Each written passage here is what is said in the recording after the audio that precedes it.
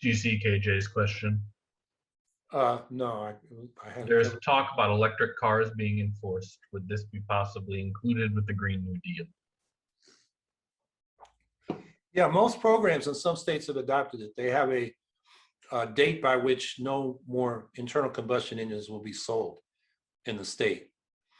And I forget what we put in our Eco-Socialist Green New Deal. The year 2025 comes to mind. I think Massachusetts and California already have that. So yeah, that's how you make these transitions. You don't just, and this is what's left and what was left of Build Back Better.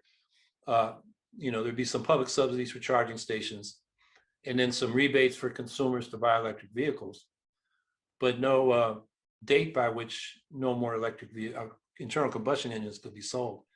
So that should be part of the Green New Deal. And the other thing I'd say about that is and this was again in Build Back Better and the Biden policies, a big emphasis on electrifying trucking and personal vehicles, as opposed to moving a lot of people off the roads and onto the rails, and a lot of freight off the roads and onto the rails. So freight rails, instead of these 18-wheelers, are moving most of the heavy freight. And then when going from the rail station to the warehouse, and from the warehouse to the consumer or the business, the products would be delivered by smaller electric vehicles, electric trucks, rather than these big diesel trucks. And that way, and another consideration there is all the resources that go into vehicles.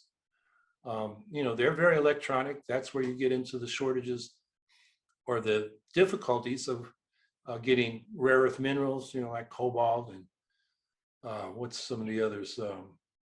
Nickel, copper, lithium, into these products. And we're going to need a lot of that for solar energy, smart grid. We don't want it squandered on the transportation sector more than it needs to be. So that's another reason that a Green New Deal transportation policy should emphasize mass transit, interurban rails, and then high-speed rails for the longer distances, so there's less reliance on air traffic, which is more difficult to eliminate the carbon from. There's a lot to be done there. And so, the emphasis strictly on electric vehicles, I think, is misplaced. And we need a more rounded transportation policy. Electric vehicles have their place. And another thing we can think about is, making electric vehicles something that people don't privately own, but is a public utility that you use when you need it. And, rent from the public utility. And meanwhile, if we have convenient and affordable or even free mass transit, you're not going to need a vehicle for a lot of your mobility.